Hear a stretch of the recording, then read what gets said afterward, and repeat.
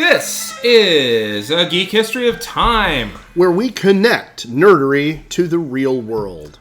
I'm Ed Blaylock. I'm a 43-year-old father and history teacher, and I have been playing role-playing games since I was 9 years old. Started with AD&D, first edition, and I've been a geek longer than that. I was raised on not only Star Wars, as I mentioned last episode, but The Lord of the Rings. One of my earliest literary memories of genre fiction is the, I want to say the Del Rey edition of The Lord of the Rings with what is referred to as the hippie cover. That was actually owned by my very much not hippie naval aviator father. How about you? I am Damian Harmony. I am a Latin teacher, formerly a history teacher. I am a father. I'm 40 years old. Single dad, raising two geeks to decency and maturity as best I possibly can, in that order as needs be. Maturity is overrated. Well, indeed. I teach at the high school level. I teach Latin pretty much the entire time. And I have been a geek for longer than I knew that word was a good thing. So I grew up on Saturday morning cartoons. I grew up on after-school cartoons. There's some I don't even remember the names of, but they were really neat, including one which I don't remember, but I had the toys, and there were these little magnetic guys that sat on top of these little magnetic things, and they were vehicles with outsized wheels. Oh, I know the one. I know the one you're talking about, and it was incredibly short-lived. Very. But what I remember about the cartoon of that was that there was a character who nobody liked. He was kind of like the Eric of the D&D cartoon. Yeah. And he was making jokes about these cat people that they had met, about how they lived in the catacombs and how it would be a catastrophe. Oh, great. And so that's where you get it from. That was not where I got it from. Oh, in first grade, we had a fill in the speech bubbles. Oh, okay. And it was a bird talking to a hole in the ground, and then a bird talking to a hole in the ground, and then a bird talking to the hole in the ground, and the very last one, it was a worm popping up with a coat of armor on, like the plume and all that. And I remember writing, bird, come out and play, it's really nice. Bird, it's really fun out here. Oh my goodness, and the bird saying this, and then telling the worm, oh my goodness, get out here and fight for your people. It's like Worm War I out here. And the very next thing, the worm pops up, and the worm's response is, where are they? I'll kill those Nazis. Notseyes. That was first grade. Wow. Okay, so that's my geek cred. Holy moly. Lately, I've been reading a few books. I'm reading one again in preparation for another podcast that we're going to be doing called Ringside. It's a history of professional wrestling by Scott M. Beekman. It is right up there, as far as I'm concerned, with a few other books, and I'll probably recommend them later. Mm-hmm. But it's right up there with a few other books that taught me a lot about American culture and sectionalism. Okay. What are you reading? Well, right now I'm reading an awful lot to prepare for teaching this year, because my district has gone back to school, and we're back at it. But outside of that, I'm still working my way through Honor in the Dust, about America's occupation of the Philippines. Very well worth reading. By the time you're done reading it, it will be the MASH of the Philippine conflict. Yes, actually, you will have read it for 12 years. The book will be longer than the time I was reading the book will be longer than the actual conflict. Dad life, man. Yeah. What games are you playing? Not many right now. I am on hiatus at the moment from our 5th edition game. I'm also we've saved a seat for you. I'm glad to know. Thank you. I'm also at the moment on hiatus from the 1st edition AD&D game that I'm playing with a different group of friends, in which I'm playing a very mercenary, chaotic good elven cavalier, which is very different from my usual kind of take on playing Captain things. America. Yeah, well, in every various kind of permutation I could think of. And I'm very much looking forward to the upcoming release of the newest, as I've mentioned, the newest BattleTech box set. Yeah. Because that hits a lot of nostalgia buttons for me. Oh, absolutely. So. And I was thinking about buying my own and just kind of building a Mad Cat set, if you will. Oh, nice. Yeah.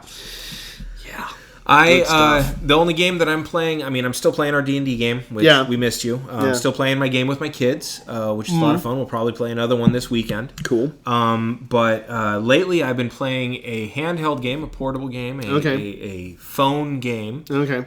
There's two that I normally play, but one that my kids are really into that I'm playing a lot lately, and I screen mirror it up to the TV now. Oh, nice. And it is called, I don't remember what it's called. It's Marvel Champions, I want to say. That sounds familiar. Yeah, it's Marvel Champions. It's a fighting game. It's very basic fighting game, and I've started getting characters that are actually kind of fun to play. So okay, it's awesome. been a lot of fun. That always makes those more fun. So, this leads me to asking you, Ed, do you like apps?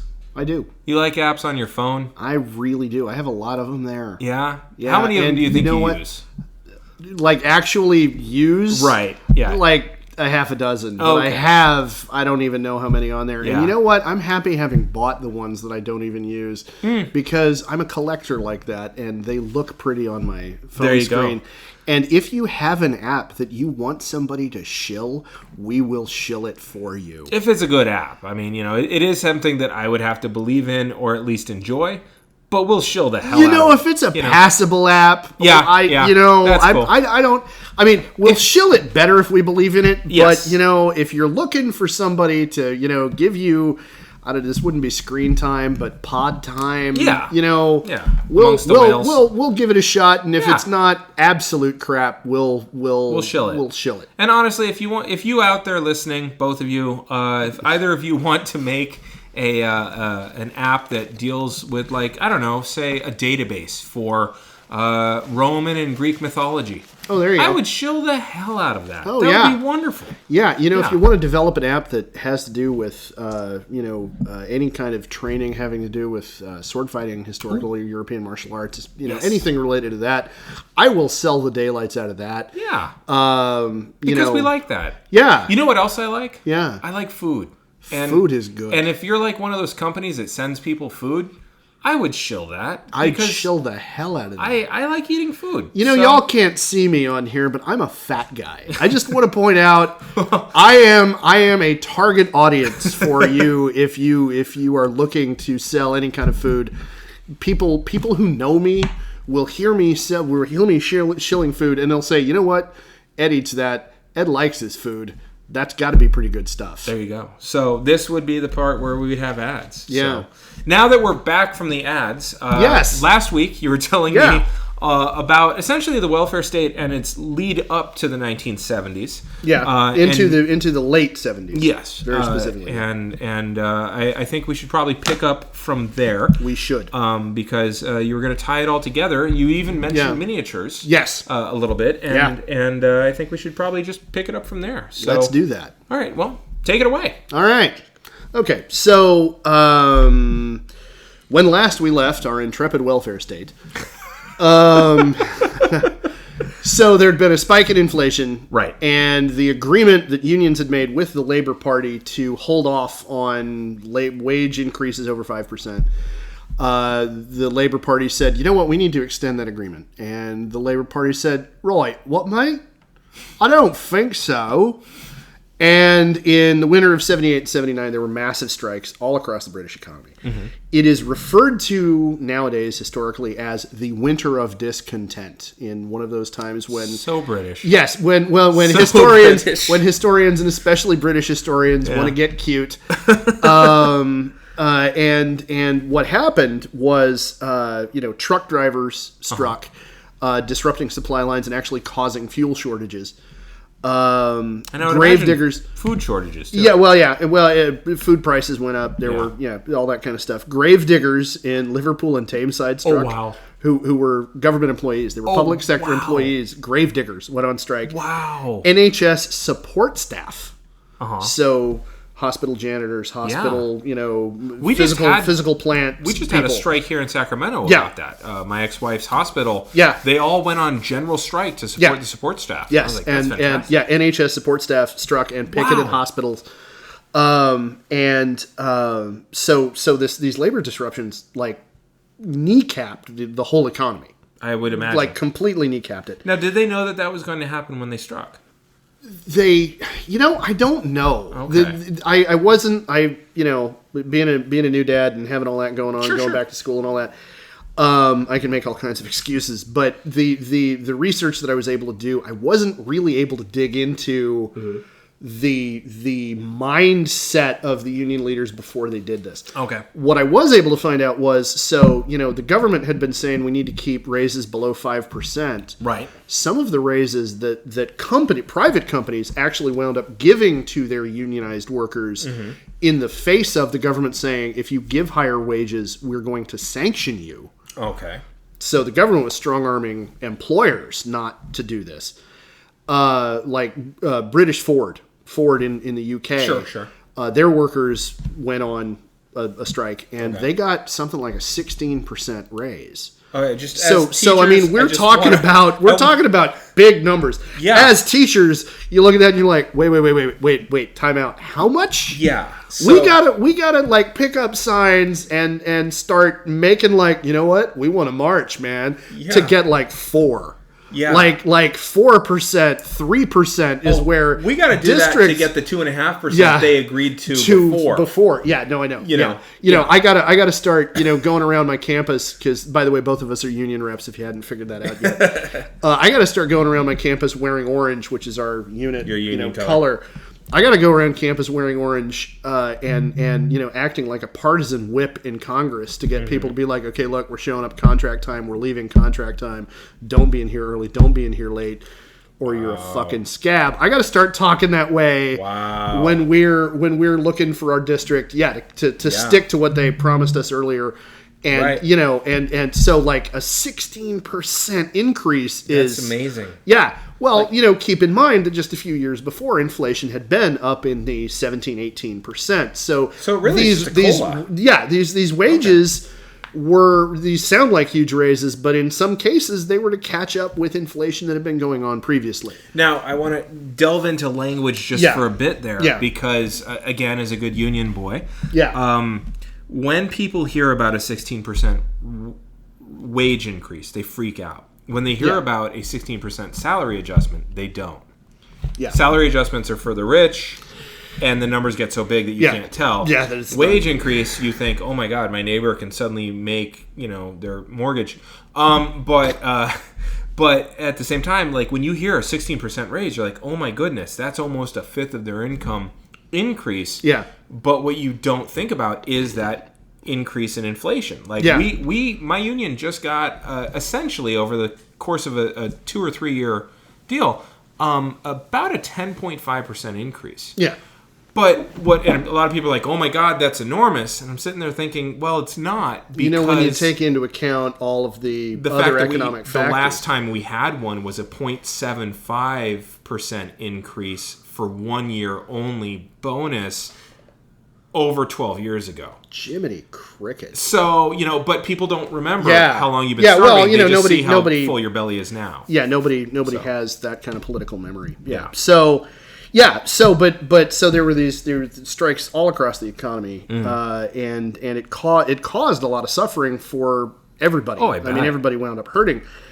And the UK's economy, again, got kneecapped as a result of this. And now we see Thatcherism because part of the political calculations that Callaghan had made was he had actually held off on holding a general election. There had been one scheduled for, I want to say it was 78. Okay, and you can do this in a parliamentary system. Yeah, you can do this in a parliamentary system. You can figure when you're going to. You can call for election at a certain time. You can kind of put. There's a limit on how far you can put them off, but you can put them off a little bit. And Callaghan was of the Labour Party, and he had said, "Okay, look, we're going to extend this agreement. We're going to try to extend this agreement, and then." We're when the economy has stabilized further and this inflation spike is gone, then we're going to hold elections, and that way we'll be able to hold on to our majority. And then the winter of discontent happened. Ooh, bad timing for him. Yeah. And so in 79, the general election in 79 led to the Conservative Party winning, I don't know if a landslide is the right way to describe it, but they won a significant majority in Parliament because people were pissed off. Mm-hmm. And not only did they do that, but Thatcher then came in, and we spent the whole last episode talking about the post-war consensus, right? Mm-hmm. And it had been this tacit agreement between the two parties that, the welfare state is what we're going to do, and we're going to have this nationalization of these sectors of the economy, and we're going to have strong unions, and we're going to do all this stuff. And Thatcher showed up and said, no, fuck that. Thatcherism repudiated the consensus almost completely. About the only thing in the welfare state that Thatcherism looked at and went, yeah, okay, we can hold on to that, was, interestingly, the National Health Service. She said to the British people, the NHS is safe in our hands. Otherwise, no, we're cutting way back on government spending. We're not Keynesians anymore. We're not doing any of that crap. We're privatizing everything we can get away with privatizing. Really? Yes. British Steel. Oh, wow. Had been nationalized in 40, I don't remember what. It had been privatized and then re-nationalized, and it was one of the things that Thatcher started going after to re-privatize. Didn't wind up happening. It is still nationalized. Okay. But that was one of her targets. Sure. So simultaneously, so first off, it was this overt, okay, look, this whole welfare state thing has caused stagnation in our economy. It's caused all these, pointed out all the stuff that was wrong with it. And simultaneously, it's very interesting that in our last episode, you had talked about Make Britain Great Again. Yes. Simultaneously, Thatcherism was very strongly nationalistic in a way that Britons had not seen in a mainstream kind of way in over a generation. This makes me tired. Yeah, makes me tired. One of my earliest impressions. I got to share this. One of my earliest impressions of Margaret Thatcher, right, as a 6-year-old, is remembering seeing a picture of her as this immaculately coiffed hair, immaculate suit, pantsuit, right, standing up in the commander's cupola of, I want to say, a Challenger main battle tank. Okay. And all the flag waving and all the stuff that we mostly associate with us here on our side of the pond, which, like, to us is baseline American nationalism, America, fuck yeah. Which, like, Europeans look at us and, like, even when we're not in a phase of hyper-nationalism, Europeans are, like, uncomfortable with us having our flag everywhere all the time. Because every time European flags were everywhere, it's because they were invading each other. Because they were fighting over something. Yeah, and so our constant kind of oorah nationalism, like, that's just kind of our culture. Yeah. Even when we're not in a rightist phase of our political cycle, is something that they're uncomfortable with. And this was Britain being roughly at baseline American hoorah flag waving. And, you see this combined with the assault on the welfare state and a concerted effort to break unions. Specifically in 84 and 85, there was a coal miners' strike. Coal miners were it was a nationalized industry. Right. And the coal miners went on strike, and the government made a concerted effort to break the strike, and they succeeded. Wow. The power, and from that point on, that's your template. That was the point at which unions in Great Britain saw the beginning of their decline in political cachet, power, etc., because the government was saying, look, whatever we got to do to break you, we're going to break you. And we're going to sell the story to the people that makes us look like the good guys and you look like greedy, plebeians, And so you've got which, by the way, let me just back you up a little bit. This side of the pond, we had the FAA strike. Yeah. And Reagan broke that strike. Yes. And so this is not happening in a vacuum. This movement toward conservatism in the governments is is it's a worldwide certainly a Western democracy's response to right. the economic shocks and the uncertainty. And honestly, it's in some ways us doing to ourselves what the U.S. had done to South America. Like you see a lot of trial balloons going up in South America. Okay. The nationalization of the copper industry then goes in Chile, then leads to Pinochet. Yeah. And then you see it. I mean, you see it literally ABC: Argentina, Brazil, and Chile. Yeah. And all supported by the American government. Yeah. To the point where Kissinger even has a telegram where he says, "I don't see why the government of Chile should go communist." Because that was the big buzzword. Anytime anybody nationalizes them, they shouldn't go communist just because the people elected those leaders. Which is quite something. Yeah, there's but so you see that happening in the 70s. Yeah. And then early 70s. Yeah. And then by the late 70s, the chickens in some ways have come home to roost. Yeah. Oh, yeah. So you have this huge privatization, this huge conservatism, a giant restriction. Yeah. And so there's this economic conservatism, there's this assault on the welfare state, and at the same time, Thatcherism was also deeply socially conservative. It went to this very Victorian kind of morality, of course, and it denigrated one of her ministers. I don't have it in front of me in my notes. Specifically talked about denigrating a permissive society that had allowed all of these, that had created, they had a high crime rate, they had a weak economy, and it was this permissive society where art isn't really art.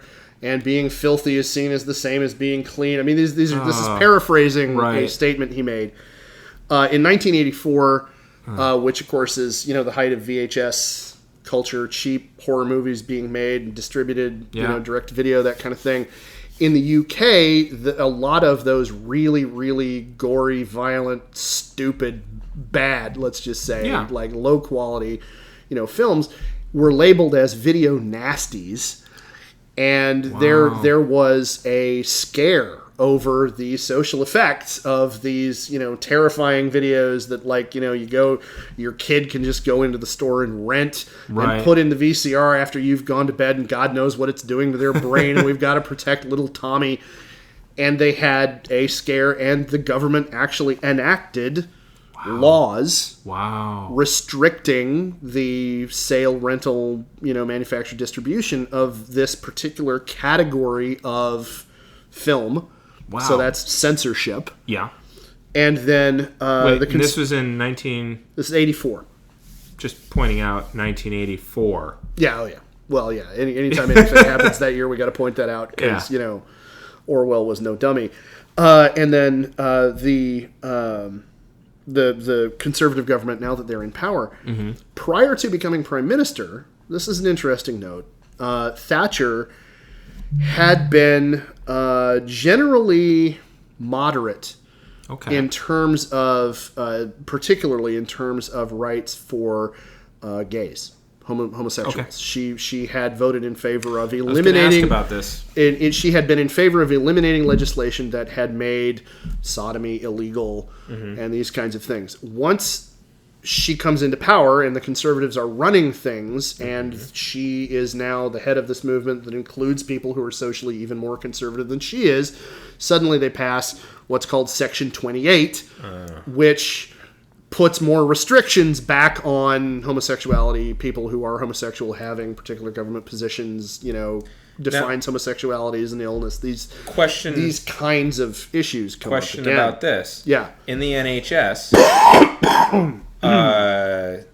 it's their health system. AIDS is starting to show up. Yes. I have not been able to do the research to give you a good answer about what their response was. Okay. My gut feeling is that if you research it, what you're going to find out is it's very similar to Reagan's response, which is it's a bunch of gay men having this disease. Gay cancer. Yeah. There was even a reporter who was asking Reagan's press secretary about, are you going to do anything about this? And the response from the guy was, why are you so concerned there, Bill? And everybody started laughing at this reporter asking about people dying and insinuating that he was because obviously gay. You must be gay. Right, and that was their way of dealing with it. until Rock Hudson shows up with AIDS, and then how all of a very sudden, Reagan-esque. Yeah. Oh yeah. But Dianne Feinstein, the former mayor of San Francisco, cracked down and actually stopped a thing in San Francisco, a bill that, if I recall, would have enabled civil partnerships, domestic partnerships, to get benefits if you were a city worker. And think about how many people would have gotten treatment for AIDS. Oh yeah. Yeah. Yeah, no. It's gross. Horrible. Yeah. So yeah. going again with this social conservative kind of trend that I'm talking about, Thatcher gave a speech at a Presbyterian cathedral. I don't have the date written down, but it's referred to as the Sermon on the Mound, where she was expounding on basically the tenets of Thatcherism, and since it was in a religious setting, she used bits from Scripture, and she quoted St. Paul. I've heard of him. Yeah. And there is a passage in St. Paul where St. Paul says, "If a man does not work, he shall not eat."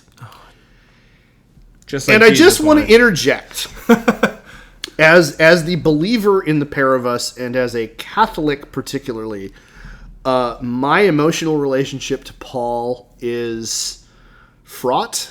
To begin with, it's complicated, because on the one hand, he's the guy who said you don't have to be Jewish to be a follower of Christ, so I kind of owe him that. On the other hand, he said a lot of things that, you got to be really careful about the context you use when you're trying to talk about them in the context of Christianity.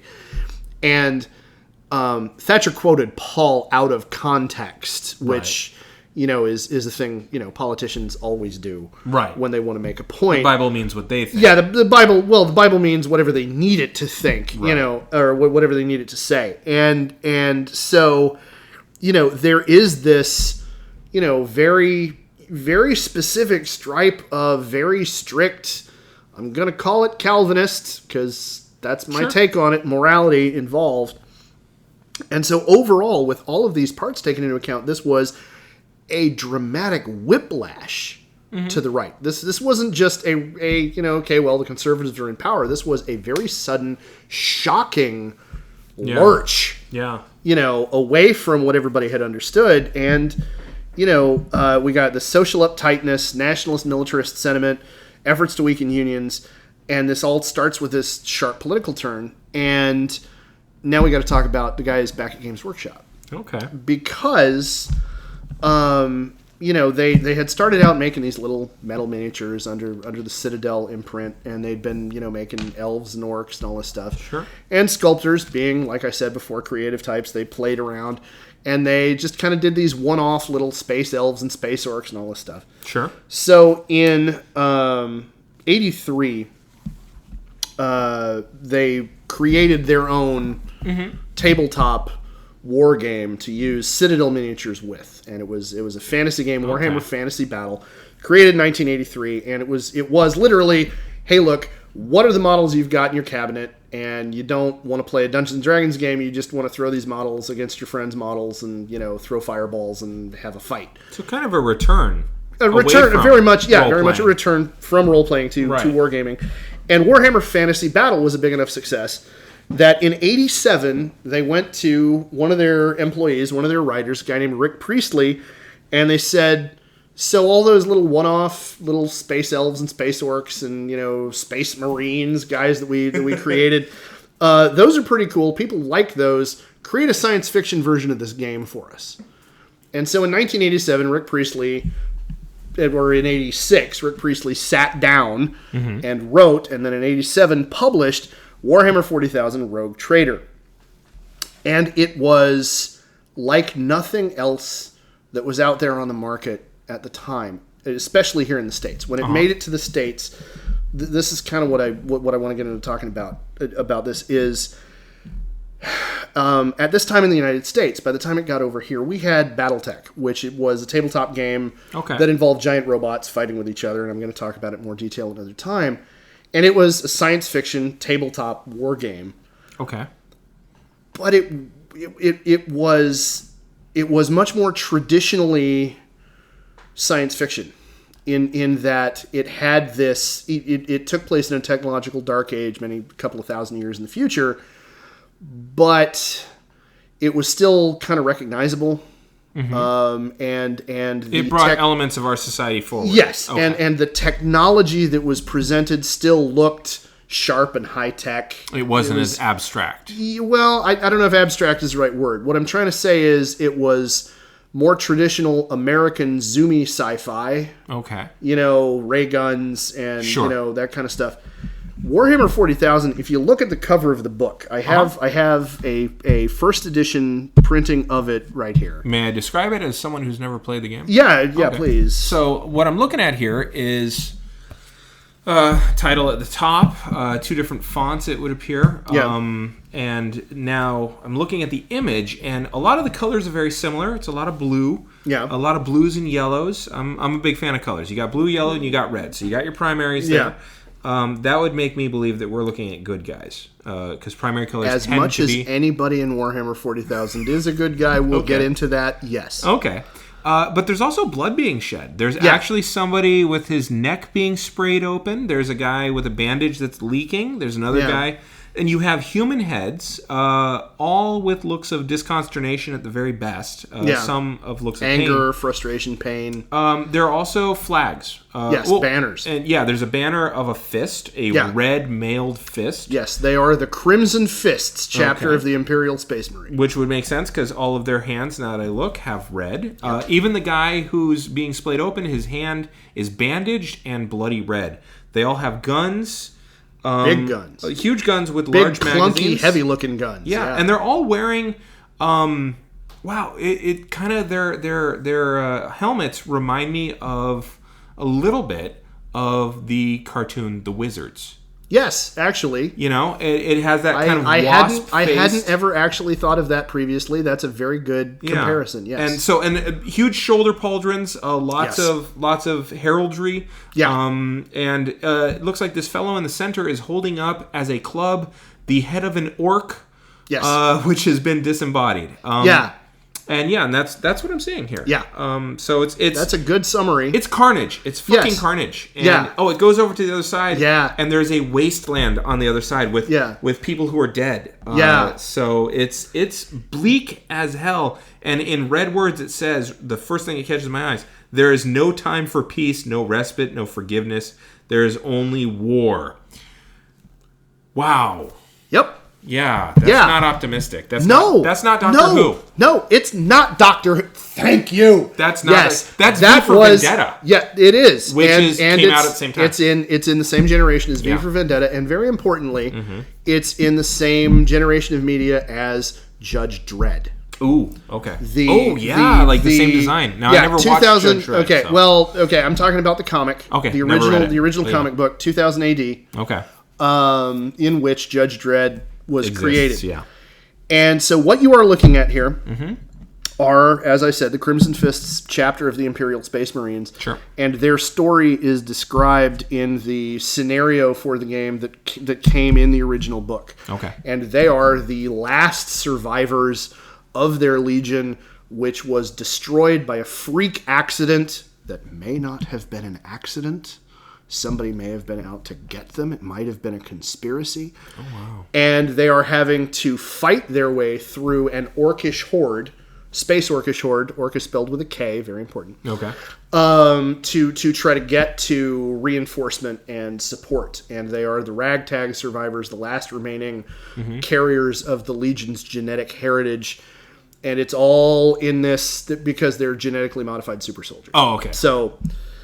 you need to understand that. Yeah. So it's and so they're all in powered armor. Right. And what the artwork on this, in a broad sense, if you look at this and you look at like a Judas Priest album cover. Yeah. It's the same kind of hyperviolence, the same kind of this is Revelation. Yes. That's what this is. Yes. Yeah. The book of Revelation. Yeah. It is Megiddo. And so the thing is, Priestley wrote this and created worked with the artists to create this very specific, very gothic, very dark and simultaneously kind of eldritch, space fantasy, grim kind of aesthetic for the whole universe, for the whole game. And I want to read the frontispiece to it because, you read what has become the motto. There is no time for peace. There is only war. But I want to read this. To be a man in such times is to be one amongst untold billions. It is to live in the cruelest and the most bloody regime imaginable. This is the tale of these times. It is a universe you can live today if you dare, for this is a dark and terrible era where you will find little comfort or hope. If you want to take part in the adventure, then prepare yourself now. Forget the power of technology, science, and common humanity. Forget the promise of progress and understanding, for there is no peace amongst the stars, only an eternity of carnage and slaughter and the laughter of thirsting gods. But the universe is a big place, and whatever happens, you will not be missed. So there's a couple reactions I've got going on right there. So number one, it's very much blood imagery that I remember reading in Hitler's stuff. Okay. So there's that going on. But also, knowing the history, this is something that's written to be accessed by multiples. Yeah. So it's done by creatives. Creatives tend to be on the left because the last creatives that were on the right were futurists and they all died in World War I. Yeah. Gave birth to fascism. But it's written in such a way that I could absolutely see the gritty unionist who feels like they're under attack finding sympathy with this and escaping with this. Yep. And in some ways playing out the trauma that's being done to them. Okay. I could also see the racists and nationalists who feel like they're the ones that are under attack. And so this is playing to both. Yeah. And especially since there's no morality, there's no good guy. Yeah. It's all blurred, it's all grit. Everybody could see themselves in this role. Yeah, well, yes, you're right. Now, what's important to point out here is if you go into the supporting material, into the stuff that got published in White Dwarf to support the game, if you get into materials that came out afterward, what you very quickly figure out is Priestley is simultaneously doing this seriously and doing this as a parody. This is so bleak and so dark that it's like, no, seriously, this is the worst kind of gallows humor imaginable. Okay. This is completely over the top. Because remember, this is also the time when we've got post-apocalypse fiction and movies of, after the bomb and all this kind of stuff. Sure. And those are all dark and depressing and horrible. And part of what Priestley did was he said, well, okay, you know what? Let's take that and crank that up to 11. And take the piss out of it. You know, because it is so dark and so grim that it's a joke. There is a very strong element of parody in this at the same time. And my reaction to it is, holy cow, man, this is not like anything I've seen before. And then you read a little bit further and you're like, oh, okay, I get it. Oh man. Okay. Wow, these Brits have a bleak sense of humor. Like, so it's mind-blowing. It's weird. It's weird. Like, it's not just, sci-fi, gleaming, shiny metal and plastic stuff. I mean, there's ash and like grime. And, Star Wars was a used future. This isn't just a used future. This is like, no, this suit of powered armor has been worn by 5 different guys over the last 200 years. And the oil stains are a sacred part of its character, and you're not allowed to wash them off. Oh wow, kind of grimy. Okay. So this is a technological dark age that is like a dark age's mentality. It's not just we've forgotten how to do these things. It's no, we have the mentality of Gothic barbarians who are trying to maintain Roman infrastructure. Wow. We do this way not because we understand this is how it works, but this is how we got taught to do it, and it's a religious ritual. Sure. Okay. And so the game is simultaneously really big and the universe is really immense, and at the same time, it's really dinky. Yeah, because and ultimately it's really small. You're fighting company versus company battles, or like at this squad level, versus squad. At this level, it was squad versus squad, or maybe platoon versus platoon. And the Imperium, the setting in which all of this takes place, is this kind of dark parody echo of what people heard about the British Empire. The Imperium of man is so vast that entire subsectors of multiple star systems, which will have populations in the trillions, get lost bureaucratically for a century at a time. Until some bureaucrat goes, hey, wait a minute, we haven't gotten their tithe, which, by the way, isn't paid in money, it's paid in soldiers to the Imperial Army. We haven't received that in a century. Very British. Yeah. We haven't received that in 2 centuries, so now we're going to send an explorator fleet to go see what's going on, and they might find out that, well, we've been isolated by a warp storm for this period of time, and, we're just waiting till we can get out, in which case an Inquisitor will have to talk to them about why didn't you work harder. Or they might find out that the planet... Well, if you don't work hard, you don't eat. Well, yeah, yes, thank you, St. Paul. And so, or they might get there and find out that, the whole planet has been eaten by space vampires. Sure. Or overrun by space orcs. I want to point out, space orcs are football hooligans. All of the literature, all of the stuff that you read about space orcs, it's written in a phonetic Cockney hooligan accent. Okay. Orc soldiers are boys. B-O-Y-Z. And for those of us that don't know, like me, what are B-O-Y-Z? Boys. It's just like the term that gets used to by one lad to talk about his buddies in his football club or what have you. Still hooligans. Yeah, they're yeah. And the primary combat weapon, close combat weapon that gets used by just about everybody, is literally a chainsword a chainsaw with a sword grip. It's a chain sword. That is So this is just how over the top this is. Yeah. Okay. Just everything is dialed up to 11. The Emperor ruling over humanity from Holy Terra is literally a corpse.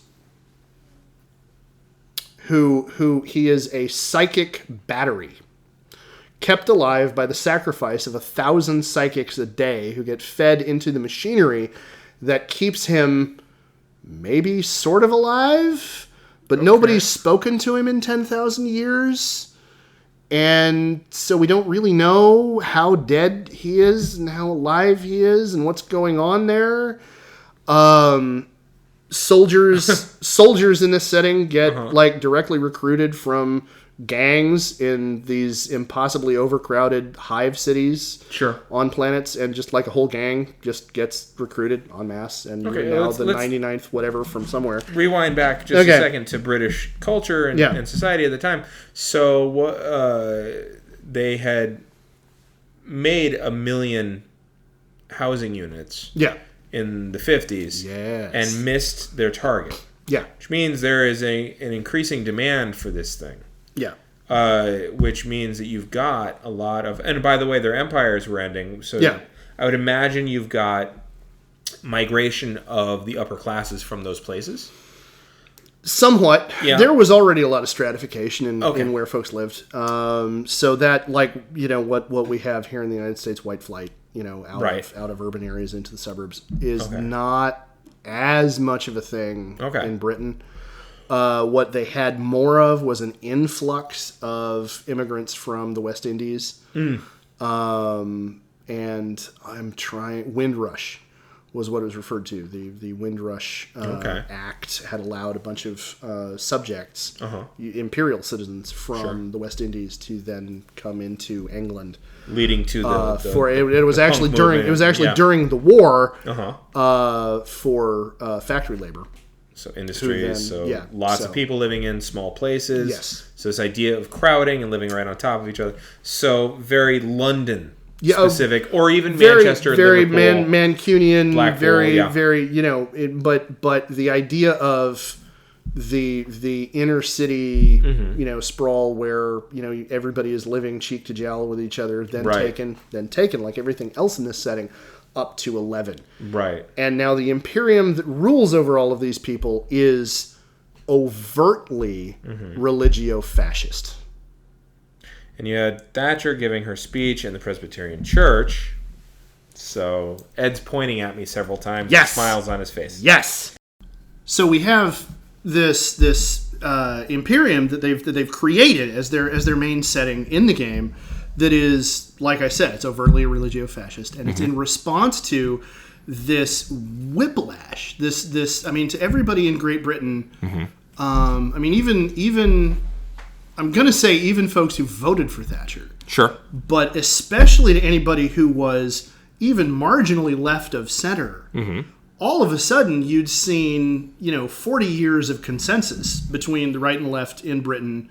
The great consensus about, okay, these are the things that we're all going to agree we're not going to mess with. That we were talking about, and it's just about how we get there. Yeah, it's just about what kind of degrees of shift and what we're going to do and all that, and how much are we going to centrally control things, how much are we going to privatize things, and all of a sudden Thatcher just comes in and says, yes, well. We're going to fuck all that off now, and we're in charge, and, this is the way we're going to run things. Now, real quick, let me interrupt. Is that because she's part of a group, ideologically, that seek power for its own sake, Palpatine-esque, or is it because, or is there a decided shift in conservatism? It's a decided, I think it's the very, very leading edge of a decided shift in conservatism. What precipitated that, though? That's a meaningful question. I think different role playing game though. Yeah, well, yeah, but yeah, different system going on. But I think my own theory about it is that it was the height of the Cold War. This is early 80s, and this was the point at which all of the militarism that had been happening on both sides of the Cold War, I mean, had reached this crescendo. And while you and I don't remember, duck and cover drills like our parents do, right? We know for earthquakes. We don't know for the Reds, because we live in California. For anybody who's not aware, but yeah, and but while we didn't come up in the same feverish pitch of, oh my God, the end of the world is going to be tomorrow.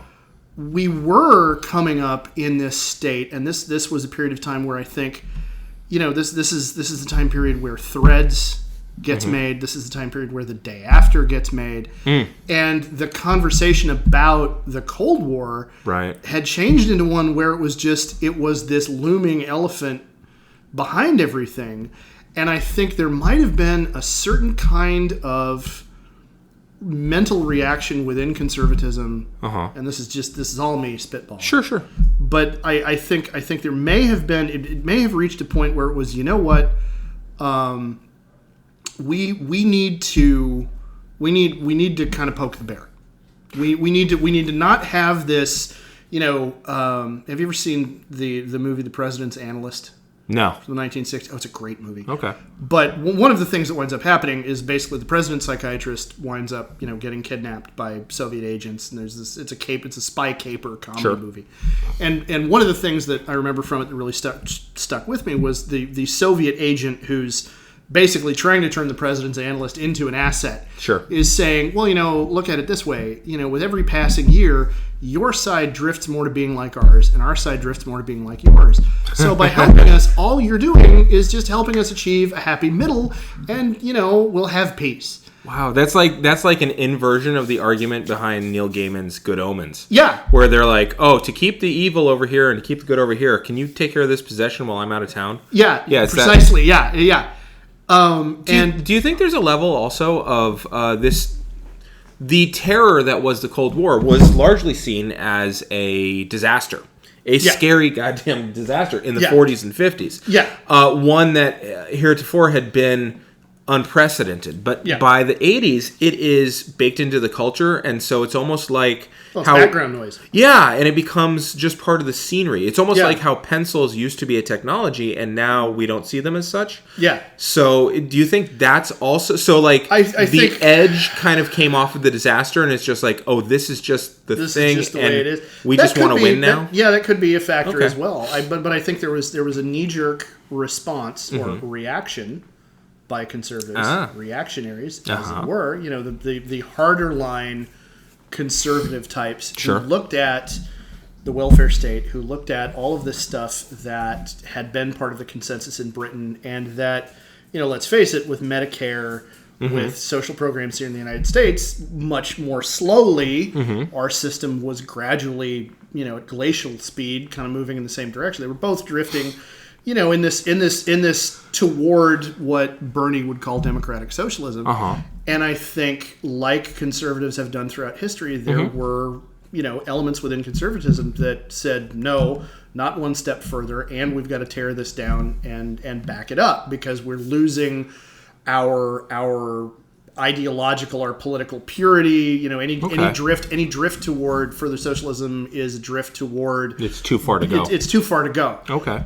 And I certainly think there were people within Thatcher's government who were motivated by a desire to gain and hold on to power. I'm sure that there were business interests in Britain that were looking at privatization, salivating as like, we're just going to make so much money hand over fist. You know, Sure. I mean, there's always those elements, but the sense that I get, and part of this is probably because I grew up in a Reaganite household, but the sense that I genuinely get, even now looking back, is that Thatcher and the Thatcherites were genuinely looking at British identity, which to their credit was a lot less racist than, you know, what the right is talking about British identity now today. Yes. I mean, it was still, there were baked in kind of racist and imperialist assumptions, but it wasn't, you know, England first, you know, like it is now. Okay. You know, it's not the same kind of overt kind of, you know, if you're a Windrush. Like it's not as angry. Yeah, now. yeah. Like now it's much angrier. Now it's much angrier. It's much angrier, and it's much more overtly. If you are not a white Anglo-Saxon or Norman, right, you know, English person, then, you know, sure, we want to kick you out. I'm just thinking about like the people from the West Indies and people from Pakistan and India who lived there would probably disagree with us on how racist it was back then. Oh yeah, no, I'm sure they probably would, but I'm talking about the political movement behind itself. Thatcherism itself. The culture certainly was, right, I'm sure, you know, bad in that way. Probably even more than it is today. Even right. But it's just now it's angrier. Right. Now it's angrier. Now it's more obvious on TV and all that kind of stuff. But I think Thatcher and her true believers, I think they genuinely thought themselves colorblind. And their idea of a British identity was, you know, do you identify as a Briton?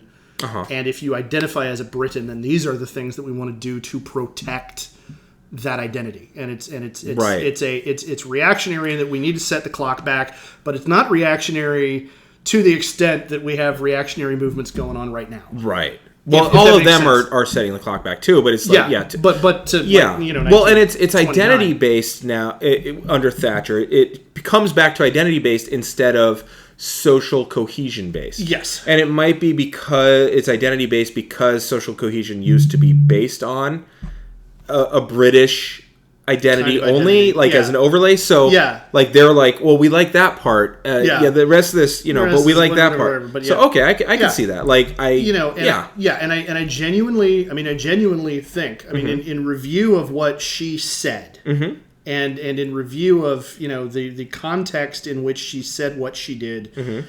I genuinely think, I mean, you know, I still think about Reagan. I genuinely think we can argue about how wrong Reagan was about any number of things. But what I miss about Reagan and the first Bush was that I genuinely think they were coming from a place of, they genuinely believed that what they were doing was going to make the country better. Okay. In a way that I whether or don't not we think they're whether or not we think they were they misguided actually or they were succeeded wrong. or they were Yeah. misguided or whatever. Yeah. I think the place that it was coming from was Okay. a place where they could look across the aisle at whoever the opposition was, Sure. and they could say, "Look, this is the way I think we're going to fix the country." Yeah. You know, whatever "fix the country" means. Right. We want to make the country better, and this is how we're going to do it. This is my and, vision of and it. we disagree on that, and let's talk about that. And you know, we're going to play hardball politics, but you know, and I still don't think that Thatcher was the kind of right-wing politician that we see like in American politics right now. She wasn't where party loyalty matters more than anything else. Sure.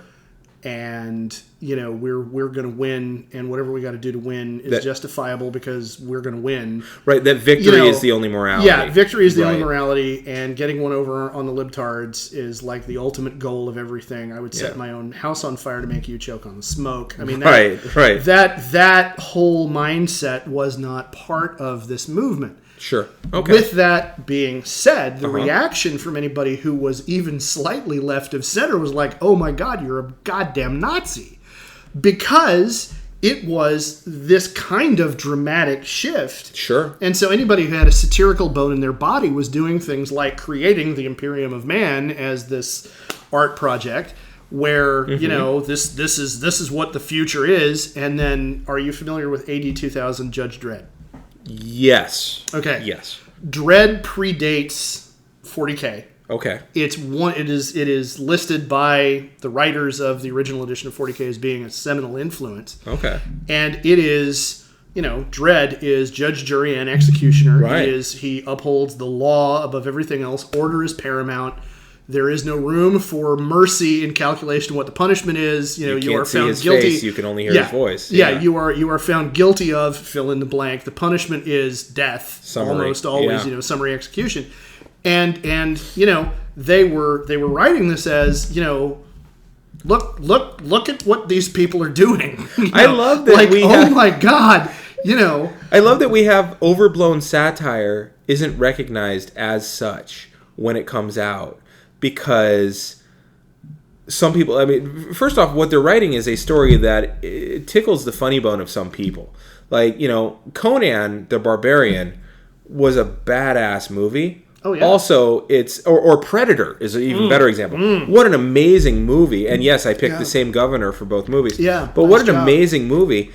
At the same time, nobody got that it was satire on these overblown gun-worshipping movies. Everybody was just like, oh, okay, this is the next step. Yeah. Same thing with RoboCop. Like, it's almost like it's... Well, you know, Verhoeven has that kind of... If you're going to bring Verhoeven into the conversation, you're kind of skewing things. But at the same time, like, I remember watching it, and, like, so, like... You know, Verhoeven invokes Poe's laws, like, in every day, like, every movie, you know. But the thing is, like, these things, including the Warhammer 40K, including V for Vendetta, by the way, aren't seen so much as warnings or satire or overwrought language, except for by their creators, and then by you 40 years later, 30 years later. You know, I think, which I wonder if you know, you hear all the time satire is dead. I'm going to put on my English hat for a moment. Oh, go for it. And I'm going to say that I think our perception of that phenomenon is kind of an Americanism. Okay, fair. Because as the English would very happily point out, Americans don't understand irony. True. And so they wouldn't be wrong. They wouldn't be wrong. But when people do things ironically here, they end up buying into it. Yeah, you know, I mean, it's weird. You know, as a culture, irony is just something that, like, I don't know if it has to do with the frontier in our history or what. I think there is something to that because I remember reading about how people who read the Bible in America in the 1800s took it literally, and if you went back 200 years earlier. Their predecessors, all the way down to the staunchest Puritan. Yeah, they would have been like, take it literally. What are you kidding me? This is a metaphor. Are you like, what's nuts? wrong? Yeah, are you crazy? Like, when did you forget how to interpret poetic language? Which is funny because like you have democratization of a text. Yeah, and you forget to bring along critical thought. Yeah, you forget to bring along. They decoded it. Intellectual. Yeah. Critical thought. Yeah. I was going to try to go a different direction, but that's basically what it is. Yeah.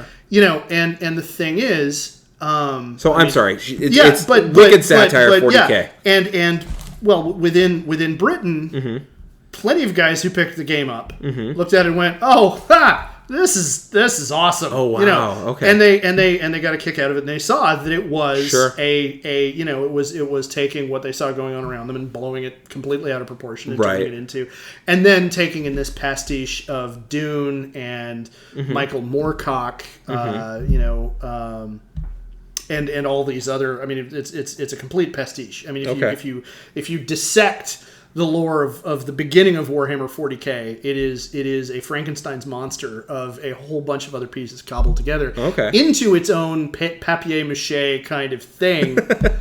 and it was one of the things that was wonderful about it at the time, as an American 12-year-old, 13-year-old, the first time I saw the game, was completely different from anything we had going on over here. Okay.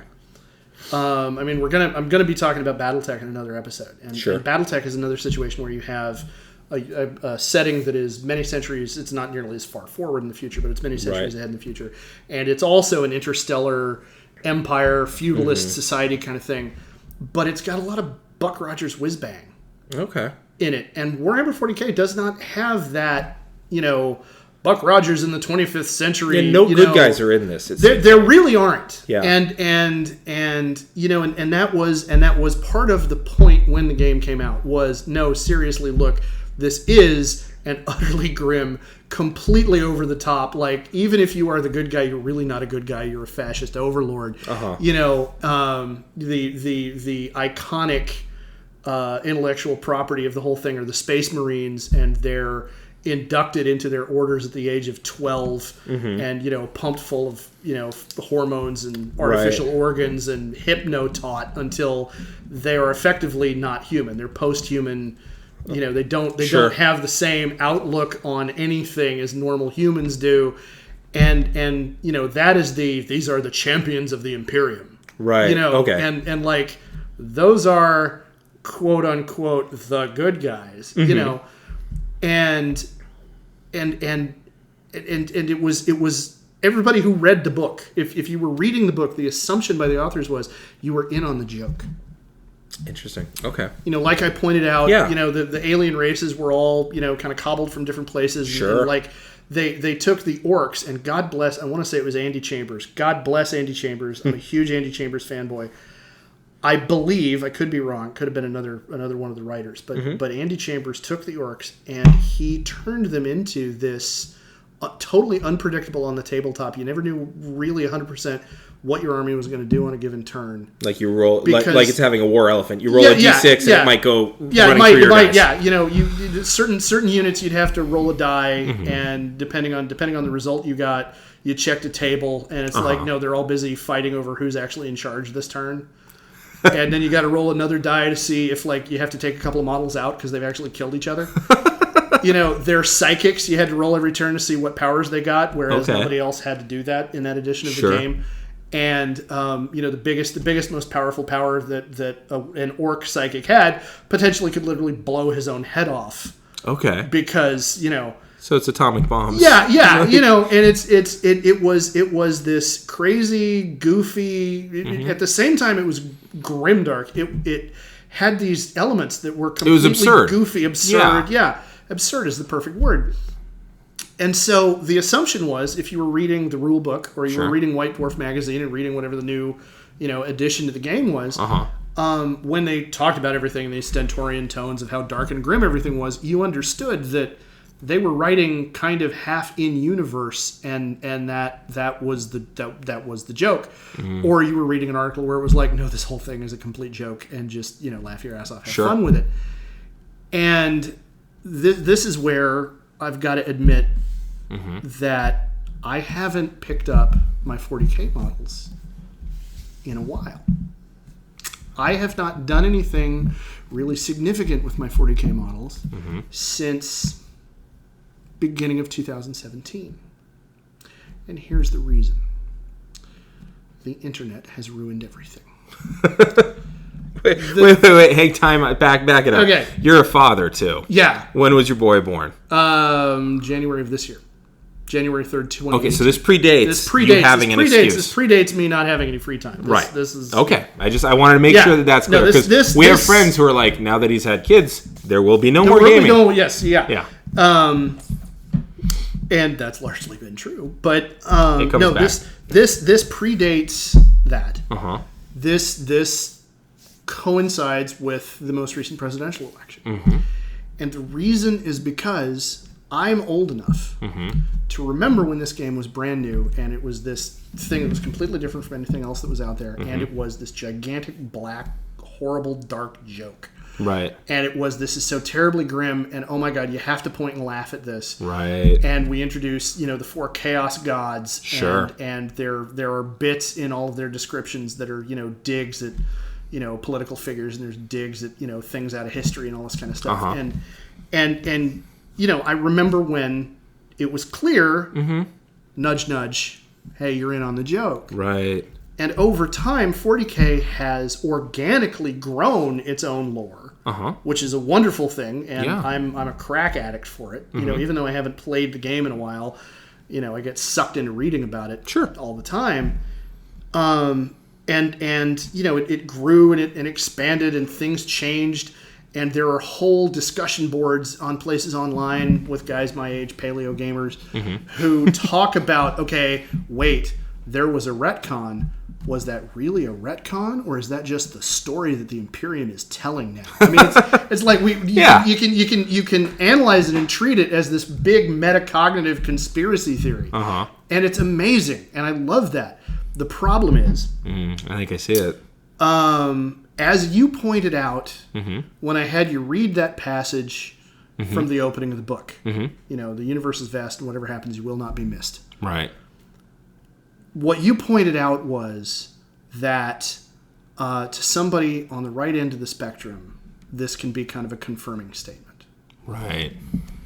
And as we talked about Poe's Law being a thing, there are a lot of guys who are 10 years younger than me, half my age, who never got the joke. And they grew up seeing, man, the Imperium is badass, and the Space Marines are the biggest badasses in the world, and it's humanity against everybody else, and it's this, Right. And the Grimdark isn't a joke. The Grimdark is, no, man, that's what makes it awesome, is it's just like so bleak and, whatever all. And they're coming at it from this direction that one of the things I hate the alt-right for most, and this is terribly petty and awful, because there are so many reasons to hate them. It's a distant second to the horrible part. It's a distant second to all the horrible. But I mean, on a petty shit, murder, arson, and jaywalking kind of level of what I hate them for. To steal from TV tropes yet again, which I'm going to do all the time. But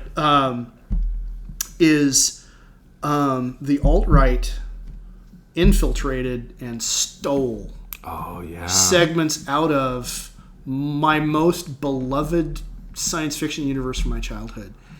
And I started having to see assholes post memes of God Emperor Trump. Oh. And then I had to see not as being in on the joke. Not as being in on the joke, but right. being like, no man, he's the emperor. In that tongue-in-cheek Kekistan bullshit. Oh, I'm just trolling you. No, I'm not really just trolling you. I'm trolling you because you're not laughing. Yeah, haha, just serious. Right. Infuriating fucking 12-year-old. Sorry for the swear, but I can't stop myself. Kind of way, and they didn't get it. Right. They never got it, and they didn't care to get it. And if anybody points it out to them, they're going to be like, well, you're pansy cuck. Whatever, fuck you. Yeah, cuck. And I can't hang out in 40K communities online anymore because you never know when somebody you've been talking to about, the fluff of the Space Wolves chapter of, Imperial Space Marines is going to, come out, making some remark about, runes and, the purity of the Aryan heritage of Nordic people. And I'm like, fuck off. Right.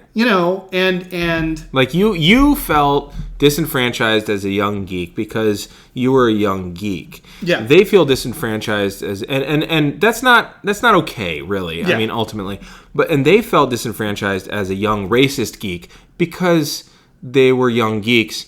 But the reason why it's okay to disenfranchise them is because they're racist. Because they're assholes. Right. Like because they're just bad fucking people. Right. But they seem to think that one thing equals the other, and they don't. Well, so here's an interesting conundrum going on in my head about that then is... I like tabling those assholes when I play the game. I'm just going to say, if I find out somebody's like that, I'm like, oh, okay, I'm sorry. I'm going to take the characterful, really fun army that I had planned, and I'm just going to pack it full of all the cheese spam. I'm going to murder everything off the table just to watch you cry. Because, so I admit to that pettiness. But anyway, what you were going to say? Well, just, I've run into this with the Star Wars fandom. Yeah. They're assholes. A lot of them are toxic assholes, and it's so now I've just as a fellow Star Wars fan, I've bunkered wet. And then I come to find out actually that Russian trolls had something to do with that, and I'm like, well, okay, but they still ruined it because what you pretended to be, it allowed them to be, and instead of being a story of the downtrodden overcoming an oppressive regime. It became, everybody turned into Kylo Ren. I mean, that's the beauty of Kylo Ren, is that he is the new Star Wars fan, and he is his own biggest enemy. Oh yeah, well, so Disney pointing at all the fans, going, "This is you." Right, and Disney being right. I mean, what kind of world am I living in? What kind of universe are we living in? But so I guess my question is at what point do you just say, okay, it's evolved past my liking it, and I no longer like this? Or do you just sit there and say, well, this was the period that I liked, and I've got all my EU books upstairs. Oh yeah. And we've talked about this separately. Right. It's nothing will take away my love for those books. There are some that are dog shit, but nothing will take away my love for those books. Is crap, but the other 10% is worth fighting for. Oh my god. But so nothing will take away my love for those books, but also those books are no longer relevant to my existence within the fandom. It's a weird thing. Yeah. And so I have to just kind of it's almost like you get divorced. Kind of. And it's like, oh, okay, we had this. Yeah. It's a Roxette song. It must have been Geeks, but it's over now. It's over now. Yeah. And I lost it somehow. I like that. Yeah. So, I mean, do you feel like that, or do you want to institute a purity test on these guys? Oh, no. Okay. Purity, the thing is, I'm against any kind of gatekeeping, full stop, period. Now, the thing is, the moment somebody opens their mouth and spouts alt-right, racist, white nationalist, whatever bullshit, at that point, no, I'm sorry, fuck off. You don't mind gatekeeping against that? At that point, because that's not me setting up a gate and saying, what do you really, that's your worth. Yeah, that's them coming into a communal area and shitting all over everything, at which point I'm like, okay, look. Here's your hat. Here's your coat. Yeah, here's your hat. Here's your coat. Now we got to clean up the upholstery. GTFO. Yeah. Okay. Okay. And I'm fine with anybody doing that. Okay. I'm fine with participating in groups where the admins have decided, okay, here's the deal. Mm-hmm. Whatever you think outside of the forum is what you think outside of the forum, but all this, any kind of real world political bullshit needs to stay outside. Okay. I'm okay with that. Okay. I think, I mean, in any kind of personal relationship, I think that's a cowardly way to take things. But we're talking online, but I'm talking sharing about online, paint communities. Yeah, talking about model painting and hobby crap. Okay. Okay, fine. All right. And let's be real, people who are into model painting and hobby crap tend to skew one way very often, or a larger section. I'll say a larger proportion does. A certain, because they're creating and regulating their own world. Yeah, and so there may be overrepresentation there. Yeah. And so, Okay. So that's and my own way of dealing with it kind of has been, I haven't bought anything, which my wife will tell you is good. Are you a pod person? I mean, yes, it's good, but you haven't bought any models in months. Oh wow. I've also I have started paying a lot more attention to other things from that period of my youth. BattleTech, I've talked about how excited I am about that. And then when I'm looking at 40K, there's a combination of you're talking about, this is the period of time that I remember that I really liked, that I'm going to concentrate on and reread over and over again. And one of the wonderful things about the way 40K was originally written was there was this infinite amount of room for you as a player to go completely bananas and do whatever you wanted to. Okay. And I have written and rewritten the history of my chapter of Space Marines at least 4 times. So it's become similar to D&D. If you don't like these aspects, you just play you focus on over here. Stuff. Yeah. Don't like Forgotten Realms? Forget the realms. Yeah. Yeah. Play Kryn, play Greyhawk, whatever. Yeah. Create your own world. Right. And so I've kind of responded by fanficking. Basically, Okay. is kind of what I've done. Sure. And and then I still love what it is that they created, and I still get a huge kick out of aspects of the universe. And there are still things that Games Workshop and the Black Library, which is their book publishing arm, their novel and fiction publishing arm, are putting out that I'm a big fan of. So I'm focusing more on that kind of stuff. Like I highly recommend, because I think you'd get a kick out of them. You don't really need to know too much about the setting.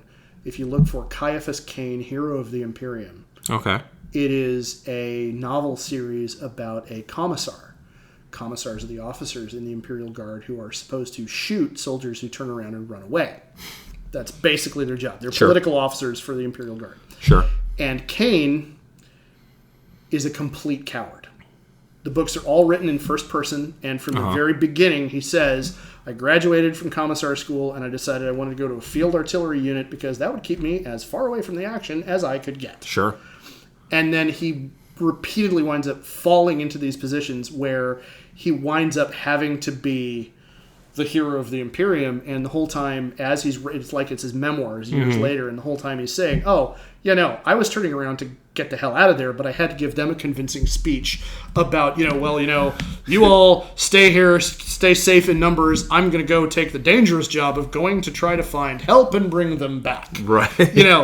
And he goes and does that and runs into an ambush and, winds up, saving the whole unit somehow. Sure. And he just keeps getting laurel after laurel dropped in his lap when everything he's been doing has been self-centered and it's I love it so because the author is in on the joke again.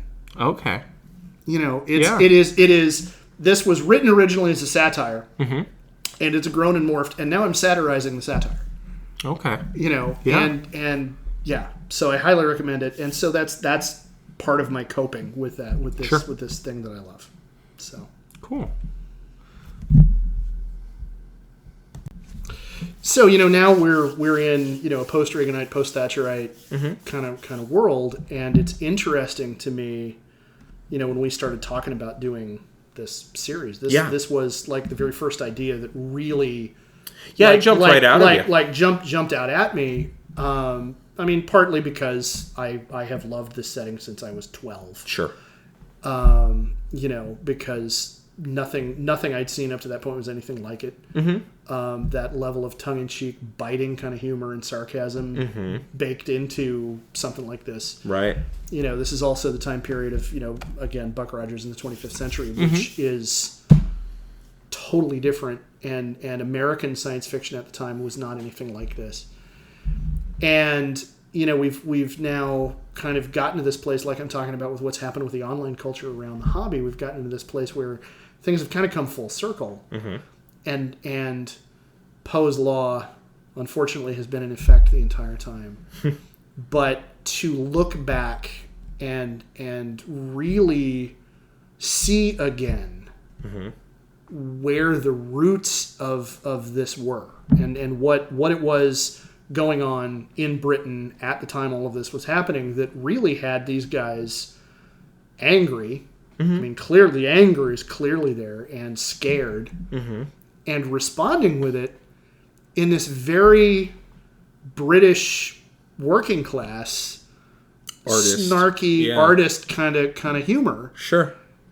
I think is really affirming in a way. In the world that we're in right now with all of the stuff that we got going on, with all of the daily horror show coming out of Washington D.C., coming out of Europe, with, every time there's even a marginal victory against, white nationalist, identitarian right-wingers, we're like, oh, thank God they didn't fuck it up. Right. Just, in this kind of world where it feels like there are a lot of people who are scared and angry and want to push things backwards.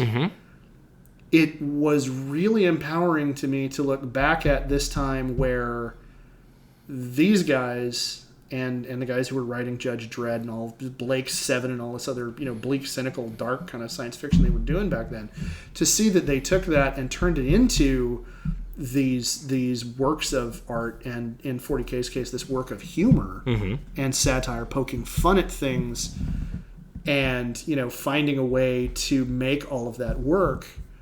And turn it into something that's grown and become its own thing and all this was really powerful. Sure. For me, was very affirming. Was almost healing. So is there an 80K coming out of this that what's next? What do we see next? Like, I don't know. Each reaction is a snapshot in its own time. Yeah, I think what I would like to see come out of the time we're living in is because I'm an American, I'm going to say I don't really want to see the biting snark. I kind of want to see whiz bang, utopian. I want to see somebody write a science fiction story that isn't grimdark, because when 40K came out, grimdark was new. Grimdark was like nobody had done it before, and now it's almost become old hat. Right. And I want to see somebody go back and go, no, you know what? I'm going to pick up some Asimov. I'm going to pick up Gene Roddenberry, to be honest. Roddenberry. Well, yeah, Roddenberry is kind of the king of utopian. But, Robert Silverberg, and Heinlein, who, has his problems. But, it's we're going to use science and technology and rational thought, and we're going to solve these problems, and we're going to go out into the galaxy, and we're going to make everything better. So, and I want to see something done like that doesn't have its tongue in its cheek, isn't making fun of that. Right. Something like Deep Space Nine. Kind of. Where there is a thread of optimism, no matter how dark it got. No matter how grim it got, there was a thread of these are good people being forced to make difficult decisions to try to make the world a better place and try to do the right thing. Yeah, I'm thinking of, as far as sci-fi goes, like, very often sci-fi is, this is where we could end up if we are not careful. It sounds like what you're saying is, this is where we could end up if we are good. If we are figure careful. this out, if we figure this out, we're good people, we can get here. I want to see aspirational science fiction again. That sounds fun. Because that's where it started out. That'd be good. I'd like to go back to it. All right, so, having said that, sure. What's your, as the one who have been spouting all this stuff at, what is your biggest takeaway from this? What did you learn? What are you going to carry with you most? As an historian, I always come back to, and as a classicist, I always come back to a type of literature, whatever it may be, whether it's television, I consider it literature. Well, it is. Whether it's television or the written word or poetry or whatever, it is still a snapshot in time. Yeah. So anything that's trying to do that later is derivative, and I don't mind derivative, but anything that's trying to do that later is not being authentic in its own time. Okay. Unless you count nostalgia as being an authentic thing, in which case that can be, and that's really bleak, if nostalgia is the authenticity. Yeah. So I see this as a very British, very of its time, 1980s basically, late 70s, early 80s, response to a threat that had grown into scenery. A reaction, an evolution of one political sway. Okay. To that fact. Yeah. Like they stopped being like, oh my God, we need to save ourselves. How do we save ourselves from this threat? To, we've been living with this threat for a while. It's okay. Now how are we going to win? Yeah. And I see it very much as that. And And I try not to see everything as that, because it's so minimizing. Like, well, that's just what the 80s thought, Yeah. But at the same time, like, it is... Sometimes it's inescapable. Yeah, and it very much is, an 80s reaction, a British 80s reaction. It also, it's funny, the visual that I've got in my head is that we're talking about a Britain that was still burning a shit ton of coal. Yeah. And all of that grit getting in the air couldn't help but work its way into the literature. Oh, well, and if you look at the artwork, it's everywhere too. All of the inking, right, in all of it has smeary. These deep smeary recesses. I like that adjective, smeary. Deep, like everything is soot covered, everything is soot stained. Look to it, even if it's not soot, it's just the way things are drawn. Yeah. But then you look at there's a whole Tumblr fuck yeah Rogue Trader. It's all the artwork from that, and that's oh my god, it's catnip. And you look at Star Wars from the 70s and 80s, and it's a dirty universe. You look at Star Trek from the late 80s, regulations start kicking in, and it's a lot cleaner. Your primary it's colors, immaculate. Right?